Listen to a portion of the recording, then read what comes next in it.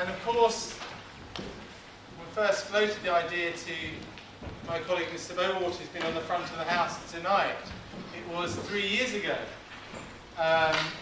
when we talked about doing this trip to Calcutta and beyond. And now, as you can see, it's 2 weeks, 14 days. Right now we'll be in the air somewhere, you know, enjoying some in-flight entertainment, no doubt, and we'll be on our way. And that's really going to come around really fast. And then it'll be all over. All that waiting, all that preparation. But what will be lasting, will be and enduring, will be these remarkable memories that will remain with you and onwards. So that's really, really exciting. I'm really excited. We had a nice little session in the week with the British Red Cross. Nice chap called John Turner came in. We started to get to know each other a little bit better. We will draw closer as a group. We have to look after each other in this environment. And yeah, it was nice to do that session, a little bit of team building during the week. So 2 weeks today, really. And a friend of mine happens to be going out to Calcutta today. A guy from my local community who came in to see the students, in fact. Matt came in to speak to the guys. Remember, whilst my wife was having our baby, he came in and spoke to you in a group, not to the parents, but just to the students about his work around Calcutta. He showed you all his cricket shirts and his jerseys he takes. Remember that, you guys? Well, he's going out today again to do a 2-week stint. And unfortunately, we miss each other by 1 day. He flies back kind of like the day we fly out, which would be nice to have hooked up with him there as well. But so he sent me a link this morning, just this morning, to remind me and us about what we're doing today. Matt Wilson, you remember Matt Wilson? And he's going out to take some British volunteers who sort of fundraise back in the UK for his organisation he works for, called BMS International. And it reminded me that everyone does a different role. So he's going to take out and to actually show the people who kind of work in the offices in the UK what it is that they actually work for, to actually see it. He does regular sort of mission trips, if you like, but this is something new for them. And this is something that's on the BBC just at the moment, and it's a link with a few images of street children from Calcutta, funnily enough. And one person was a photographer. We've got Molly here somewhere. Where's Molly tonight? One of our students. She's a very keen photographer. She's going to be taking some nice snaps. So Molly, someone like you with photographic skills, the way they contributed was not by handing out money to, unfortunately, someone who's on the streets, but they took their photographic skills and spent a month on the streets of Calcutta following this one street child and taking images of him. And there's a picture of him here in a minute in the very railway station that we'll be departing when we go up to the mountains. So, you know, that's another way to sort of help. There's no one way to help. We're helping by both raising awareness for ourselves when we come back and share that with our school and our friends and family. We're also taking some money to the school, aren't we? Talk about that. So Christopher Stone there is going to talk about that next. And we're also taking, most importantly, ourselves and making friends. And that's why we've got these here, which are the pen profiles, which have been a long time coming. And I believe that Sir Christopher Stone spoke to a couple of you the other day, you're still missing that. But they're literally going in the post on Saturday. They've got to arrive before we arrive, and I can tell you the Indian postal system leaves something to be desired. So really, if you want to be known before you get to Future Hope, really you need to get that to me, you know, tomorrow at the latest, because on Friday Will and I and others are in Parliament. So we're not going to tomorrow, or you miss out on that opportunity. So let's have a look at these little images. I thought they were a nice starting point to remind us really where we're going. Whilst we're looking forward to the beach resort at the end, and we mustn't feel guilty about that, whilst we're looking forward to the hotels and all the rest of it, what we're really going for is to kind of work with the Future Hope children. That's the main reason we're going. the trip isn't just about culture and trekking in the mountains of the Himalaya. It's not just about seeing one of the World Heritage Sites. The main reason is this. So this is the young boy here, who's 13 years of age, and he lives in Sealdah railway station in Calcutta for 6 years. And some nice images there. I'll put the link onto our Twitter account this evening so you can have a read of the little inscriptions, but they're quite interesting. He escaped from his parents who were impoverished, and his father was abusive and an alcoholic. And of course, when you get to live on the streets, it can be dangerous. Now we're going to, Mrs. Mead's going to talk later about the itinerary, go over it a little bit with us. But the train station here is one of two major train stations, has 1.4 million people walking through the station on every day. So you can see how he can be lost quite easily. It makes New Street look a little bit small, a little bit like Butler's Lane. So it's going to be really, really busy. Don't worry, you won't lose anybody. So here he is there getting some free food from one of the charities that brings food out to the young people on the train station. Some of them, of course, are resourceful and survivors, and they try and hawk and sell a few basic things. And these are the very children who are rescued and go to projects like Future Hope. Okay? And of course, when you're on the streets, you're vulnerable to bigger boys manipulating and taking, and just in this particular photograph, he'd fallen asleep and this older boy had taken his money. The limited money he managed to sort of beg for. And then he got beaten up. So this photographer didn't try and intervene. He didn't try and stop what's happening. He just wanted to document this young person's life. And these young people hop and hop off trains across India. And you can imagine it's quite a scary thing. But luckily, Future Hope has helped many children get off that kind of environment and get onto successful lives. As I said to you before, some don't have academic ability. Maybe it's because they were too neglected in those early formative years. We know that learning is all about building upon your previous stages. If you missed out on the early stages, if you don't have adequate nutrition as an infant, it can affect your development. We all know that. So maybe some of them can only make it to being a local tailor, but they can still develop self-sufficiency. Some go on to the grammar school, great academic potential, and get top international jobs. Some of them are working in the City of London for HSBC Bank as major hedge fund managers, from some street child to hedge fund manager. That's not necessarily a great ending point, is it actually? I'm thinking about that. But it's amazing what could be possible. And mostly, guys, most importantly, whatever their potential is that they are loved and cared for at Future Hope.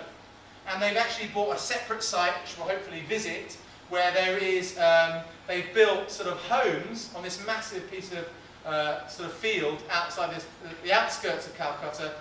You might remember when Tim Grandage mentioned about it, where there'll be sports fields, an athletics track, and these homes for the adults, when they've sort of left the boarding school environment, have their own self-sufficient independent homes. Perhaps those who couldn't become economically self-sufficient themselves. So it's, at every level, it's an amazing project. And it's great that we can be involved with that. So why am I going to tell you about my family at this particular point? Well, I'm going to tell you about my family at this particular point because when I planned this trip, first of all, I just had two children. I had this little one here, she's called Amelie, and then my son Noah came about, and I thought that was it. We'll sort out a trip to India. Why not? It'd be great. And then, of course, as things happen, a third one arrived, little Poppy. She's now 2. And I thought, well, that's okay, we can still manage that. And then, just 8 months ago, well, I thought that was it, and we were happy families, actually. I thought we can contain this, 3's manageable. And then this little one arrived, called Esme, and she's 8 months old now. This is, there she is, and all together at the weekend, there. Now, why am I showing you that? I'm showing you that because these are my family, and of course I love them, as you love your children. But the reason I show you that is that we don't take it lightly that we're taking your children away. However grown up they think they are and feel they are, and they are, and we treat them maturely. They're your little people. And we will look after them in loco parentis, in the place of the parent.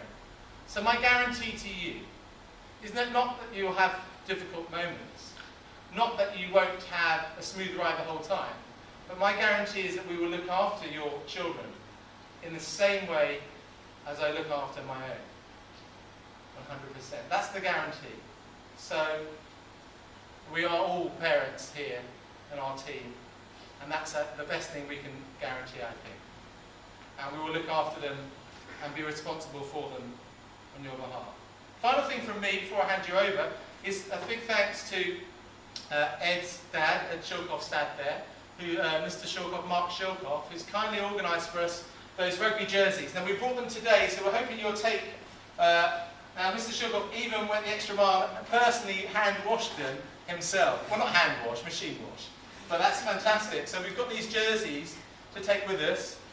They don't have to be, I mean, this actually is very good condition. So we talked about this last about putting these into our luggage, distributing them. So if at the end you can grab one of these and put them in your luggage, please, that would be great. I'd like at this point to say thank you for all the support you've given your young people and ourselves. We look forward to the trip, and next I'm going to ask Chris to come down and talk to you one or two other things, and then Chris will in turn hand over to Lucy, and at the very end we'll have a Q&A session as well. Okay. Thank you. I love the way when Alex was describing his family, come on, it was as if he didn't know how they got there, or they He must have had some part to do with that.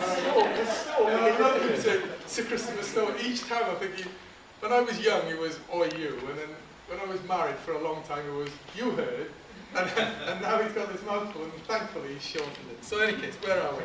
I've got a really small bit. It's a really nice bit. Can the Bennett family and the Mazunda family come down here, please? Come on. Come on, the Bennetts and the Mazunda. Because... Yeah, come on. Come on, boys. Come on, moms and dads. Come on. Come on, come on. Hey, you want to see these guys on stage? They are not shy. Thank you. It was really, when we met last time, the previous time, it was a case of, could we maybe get together? Can we give out the leaflets? And then it was, will we get maybe 20 people? Will maybe 30? Will it be a bit, will it be a bit of a flop? Will people turn up? I tell you what, I would pay 10 times that. That was a brilliant night out. And they have raised £1,100 that we can take with us.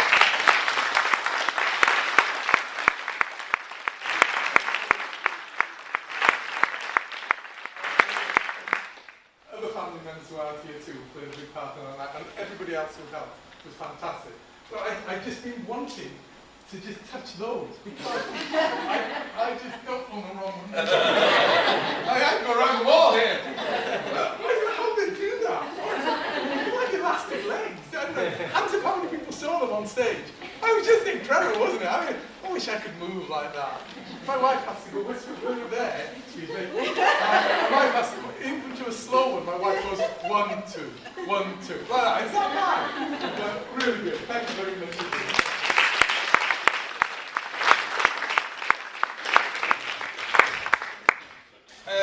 I've only got a really quick bit. Just a reminder, don't take the phones, don't take anything really expensive. Obviously you want music, you'll have to have some music. I know none of us will be able to live probably without a bit of music or something in our heads, just to find a little bit of a quiet spot away from everyone else now and again. And then take a camera, not a really particularly expensive camera, but remember, we're going to be sharing all the photos. So even if you lost your camera, make sure you take the card out of it, that's all that's important. But don't take anything that's really valuable like that. And then you can follow us. The reason I've got a piece of paper here is to remind me that it will be, and it's on all the paperwork you've got already. You don't have to have a specific Twitter account, but you can follow and see what we're doing on www.twitter.com// I like to call it, Arthur Terry FH, Future Hope. It's dead simple, really. Yeah, I've lost you all with that. Anything, it's on the paperwork and you've got it. And then, I think Lucy's going to cover the fact that we've got, I think it's 20 kilograms to get there, although we're all talking about 15. But I've got some weight, some scales, some weights, some baggage weights that I'll take with me. And while we're there, we're moving around, you'll be able to come and borrow those and make sure that we just stay in limits. I think that's all I had to say, was it? Otherwise I can get into the jokes and do some of those. Yeah. So easy, I think. Hi everyone. Obviously everybody's already got their itinerary. I gave this out right at the beginning. The only thing the most important thing actually I want to draw your attention to is obviously on the itinerary from Edwin Dorring, it says assemble at Birmingham Airport. Well, obviously we're going to assemble here. We need to all be here probably by 9 o'clock. The coach is leaving at 9:15. Okay, so great if you can be here to wave off your young people. The itinerary really is self-explanatory. So, I mean, if you want to flick through, obviously this time, in 2 weeks' time, we will be up in the air on the way to Dubai. And we land in Calcutta at 8 o'clock on the Thursday, the 13th of February. If you want to have a look through it in more detail, obviously it talks about, you know, the sightseeing that we have in Calcutta and that we settle into our hotels. And we're in Calcutta for 4 days, so we're there till Sunday night. When we get on the train to Darjeeling, and that's an overnight train. Now, we've had some information through about that. We're not hanging off the side of the train or anything like that. We're not in with the chickens or anything. We've got 3-tier accommodation, which is air-conditioned and is locked. So there are 42 berths allocated to Arthur Terry, and then there are 30 spaces as well available for the general public. But they have a guard on their train, and they keep the carriage locked. So if that helps to sort of reassure some people about, you know, the accommodation that we're taking. So we're very, very, you know, we're in a very sort of nice, safe, air-conditioned, I like to add, compartment. The other thing is, you know, in terms of the coaches and everything like that, they're all air-conditioned as well. You know, they're very safe, they have emergency exits, seat belts, all those things. So nothing to worry about there in terms of, you know, exactly the same standards we're guaranteed by the tour company, same standards as in the UK. So just some guarantees about that, really. A real early start after we've had those 4 days at Future Hope. When we go to the Tiger Hill Trek, which is on the Tuesday. So we've got to leave at 2:30 in the morning, so we'll all be going to bed really early that night. Probably getting up about 3 o'clock in the morning. We'll be having a packed breakfast on the way back down, so we'll be taken up, and then we'll have an opportunity to see the sun come up, as it says here. Some fantastic scenery for us to look at. Possibly some wildlife, I don't know. No tigers though, I'm told. So don't be misled by the fact that it's called Tiger Hill. And then a hike back down, and then similar sort of thing in the afternoon. And at all times, we're going to have a guide with us as well, who'll be able to talk us through some of the things that we see, some of the experiences. So, Jeep backup? The Jeep. Backup with Jeep. Backup Jeep. There is a backup Jeep. So, in the event that anybody falls over, hurts the ankle, can't walk any further, there are 2 backup Jeeps who can take you back down to the bottom of the hill if we need it. But I'm sure that we won't. Just on the trek, we've been advised that sturdy trainers are all that you'll need for that trek. So no need to pack any walking boots or anything like that. Okay, sturdy trainers for that and for the morning, the afternoon trek as well. And then Wednesday, a very early start again. 7 o'clock, we'll be getting up. We'll be getting on the coach to the airport. We'll be having a packed breakfast. Flight departs at 2:25.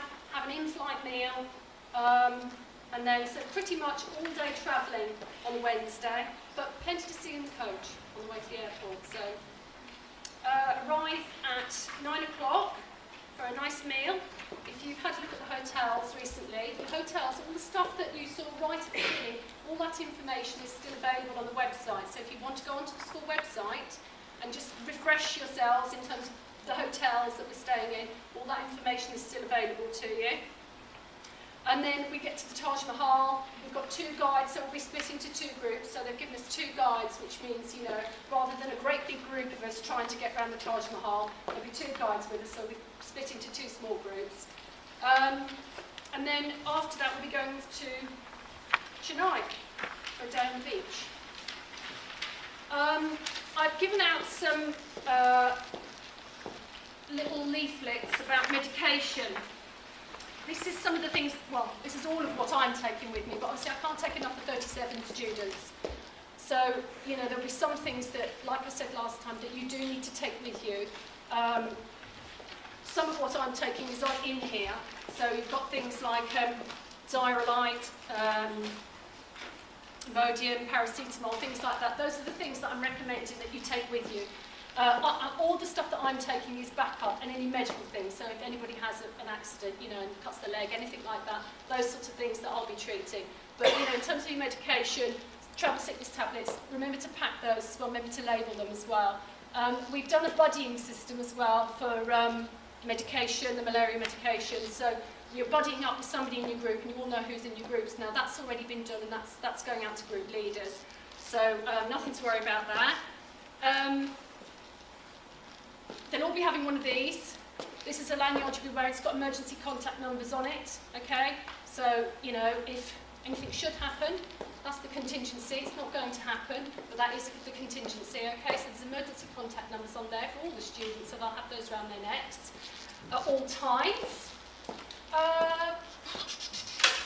Just want to remind you about the rise and the fall in the temperatures as well. I've been looking at the temperatures in all the destinations while we've been there, and the temperature's creeping up in Calcutta. So just be thoughtful about that when you're packing your sunscreen, and maybe, you know, the temperature's creeping up in Chennai as well. You might like to get something to keep your head covered as well. Okay, so maybe a sun hat as well. So rise and fall in temperatures there. So just be mindful about some of those things when you're packing. So long sleeve tops. That trip up the mountains could be chilly. So I think I put woolly hat on there. Possibly a waterproof and a fleece. They're quite light, so they shouldn't take up too much room in your luggage. And you probably want to travel in them anyway because it can be really cold in the UK.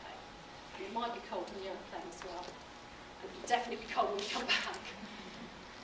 So it won't be something that you won't need. Is there any questions about that?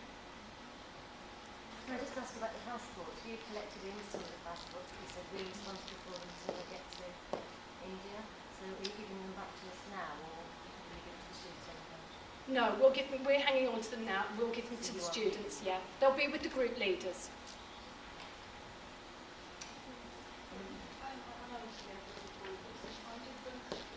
5.5 hours. 5.5 hours.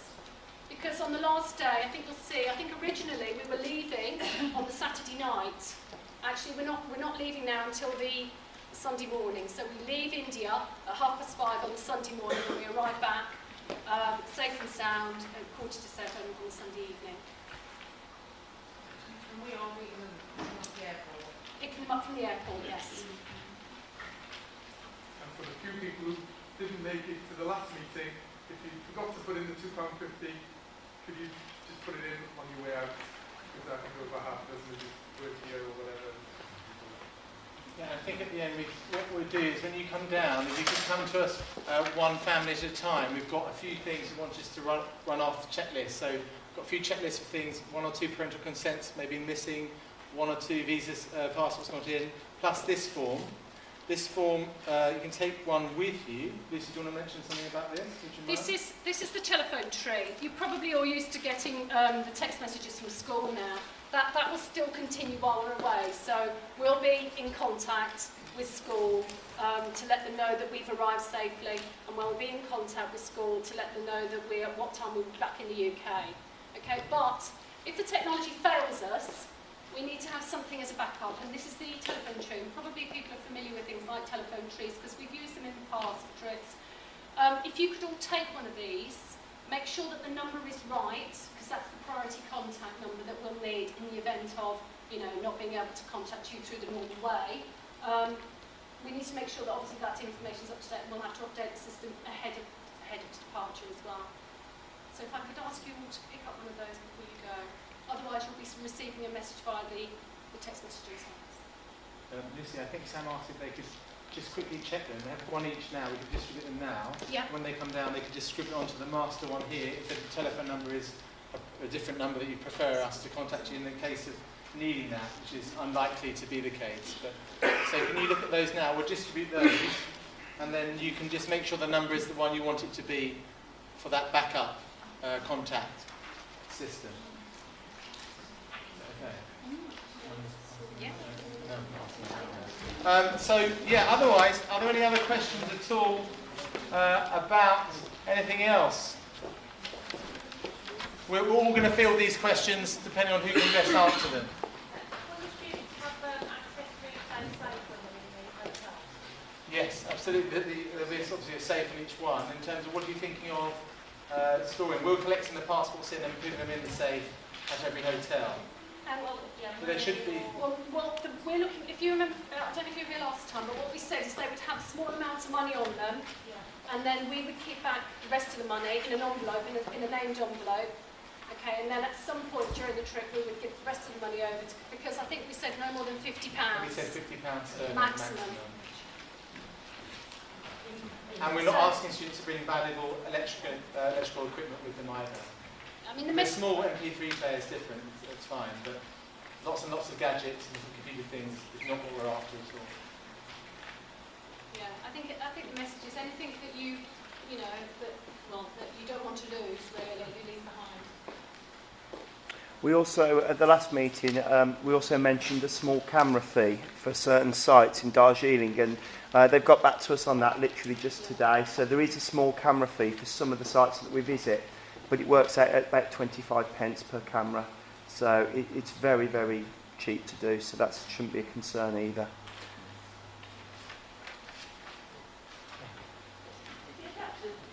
Good question. Got a picture of the adapters if you want to come and see me afterwards. Put it on the screen if you want. Yeah, have you got that to put on the screen? I'll put it on the screen for you.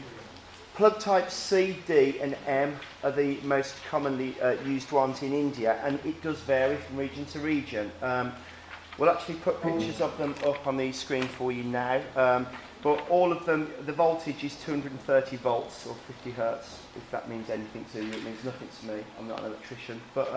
But yeah, the plugs are type C, type D and type M. So an all-round adapter plug set is the advice.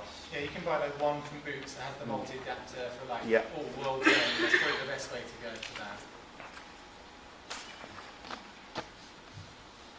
Any other questions at all?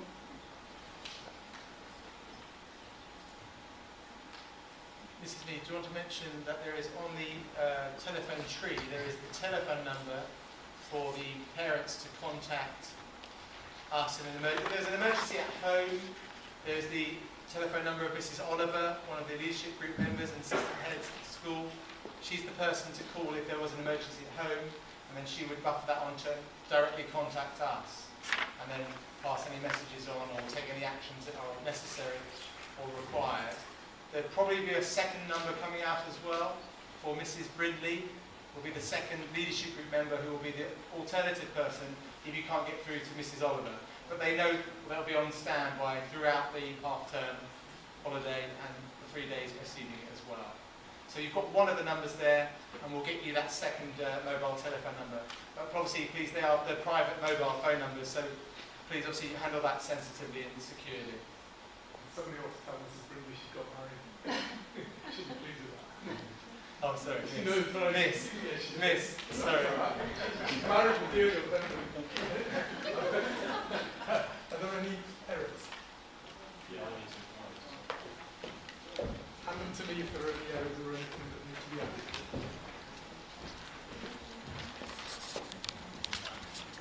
Obviously, we'll have to email the updated version of that as well, obviously with the changes. So they may not be